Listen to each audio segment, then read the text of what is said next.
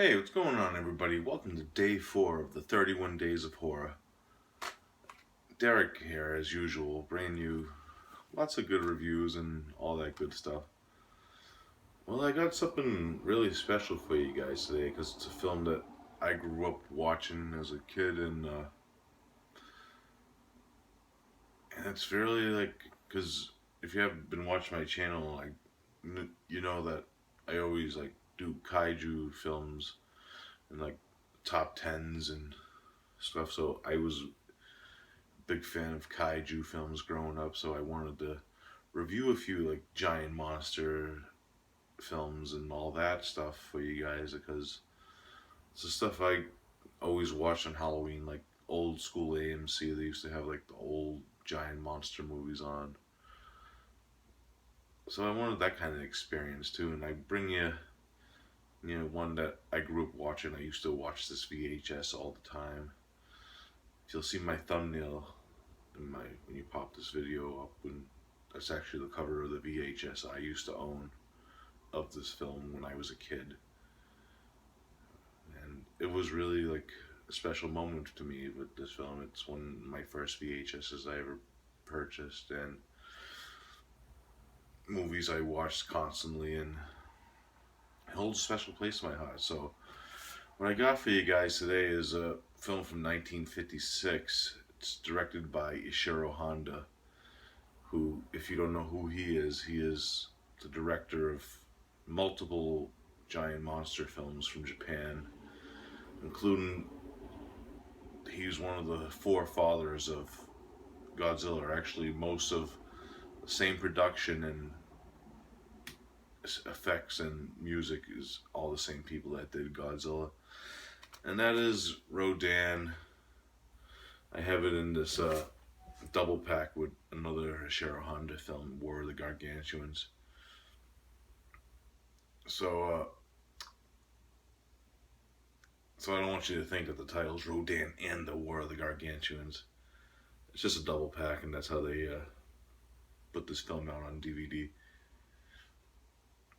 Main plot of this one, we follow sets out in a mining community. Their main plot of business is a mine.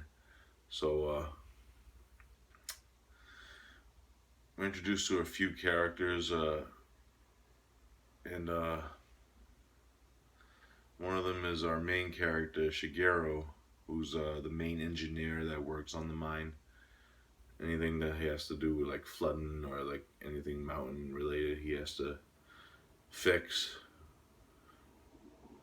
So pretty much what happens is there's a flood in the mine, and a person ends up dead.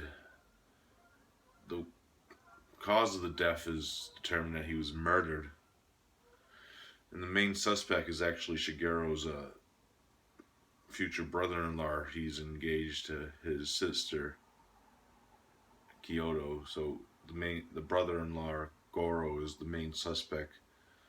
So they round everyone up trying to figure out where he is. 3 other people, guards, hear noises in the mine, so they go to explore. They end up getting picked up off one by invisible force. Then pretty much what happens after that, Kyoto's crying because villagers' wives, the ones that were murdered, are trying to find out information where Goro is, and they go to her. And Shigeru tries to comfort her. And all of a sudden, this giant insect creature walks into the house. No joke. And we find out what this creature is. It's a Meganulon. It's a ancient, extinct dragonfly larvae that supposed to be extinct for years, and it's like a mutated form of it. And it's what they find out that's what's been causing the murders, and they go and try to stop it. What happens is Shigeru gets why they kill this Meganulon. They find out there's multiple Meganulon in the mine. The mine collapses, and Shigeru gets stuck in the mine in the cave-in. So then we flash forward. There's a crater in Fallation, and Shigeru is found. His memory's lost. He's in shock. They're trying to get the memory back, and while this is going on, there's a lot of strange occurrences happening around Japan, like a UFO attacking ships, and cows are disappearing, and they pretty much find out this is all linked together, and that's all I'm going to go into the plot of this one, because if I do, it will ruin the rest of the film for you, especially the surprises and all that good stuff. Now, my main thoughts on this one, it's really enthralling, and like how this film like changes from like a first starts out like a murder mystery, who done it, trying to figure out where Goro is, and then it turns into like a 50s like giant insect film with the Megalula. But if you don't know about the plots, and you know that Rodan is in this film, and he does come at a significant point in the film, and he's really enthralling. The creature effects by E.G. Subarero are just amazing and phenomenal, even for 1956. What they had to do with the budget and the money. And Rodan is a guy in a suit, I know, but it's just enthralling that they created all these miniature sets and all that just to make it look like it's really a giant monster attacking Japan, which is enthralling, and it's really heartwarming to know like they still try to make a good movie with whatever they had. Shiro Honda's direction is phenomenal. As I said, E.J. Subarai's direction of the effects was great. Now, the main thing that enthralls this film for me is Akira Kifube's score. He's the guy who scored Godzilla also in most of the giant monster films from this period and so on. It's the main theme for Rodan is so enthralling, with this evil like French horn sound to it.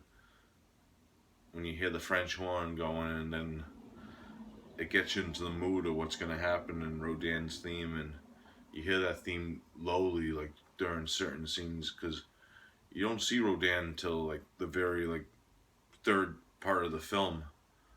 You'll see him in like a flashback scene in the second part, but that scene is just amazing, and the score, and just a really enthralling theme, and plus it has like notable like military marches that Akira Ifube would use in future like giant monster films.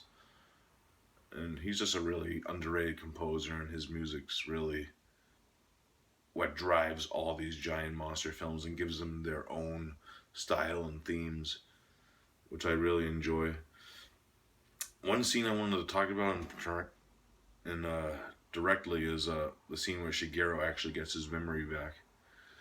It's just an enthralling scene, and the setup to it was just awesome, and this flashback scene that they show is just terrifying, because he figures out that these Meganula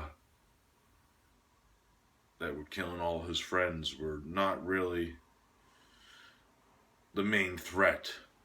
That's all I'm gonna say. Like I said, it was just great, and my only downside to it, you do kind of wish you saw some more Rodan action at the same time. They do have a little bit, like I said at the end, but you still want to see more of it. But I just like the characters, and the ending is really sad and heartfelt, like Godzilla's. A little less sad as Godzilla's, but at the same time, it's still sad what happens at the end of the film. And the music, Akira Ifube always does those good tear-jerking scenes for monsters and stuff. So, if I had to rate Rodan, I'm going to give it just a solid 9 out of 10. I still enjoy this film and love watching it around this time of year, because I always watch giant monster films anyways. So 9 out of 10 for Rodan. Check it out. I do recommend you grab this double pack. It has the Japanese and English version. Another side note, if you watch the English version, watch the Japanese version after, because back then Japanese and English versions were kind of sort of different. They recut scenes in different parts. So see if you can pick out the differences, and I like to hear your thoughts of both versions of the film if you have seen them both. So that's all I got for you for Rodan. 9 out of 10. Awesome film. Thanks for sticking with this review, guys. I know it's a little long. I had a lot to talk about this one because my main love is giant monsters, and I'm glad I get to actually do them on this series. So, like, subscribe, and comment if you've seen Rodan, and I'll be back for day 5 on Monday. So, see you then. Peace out.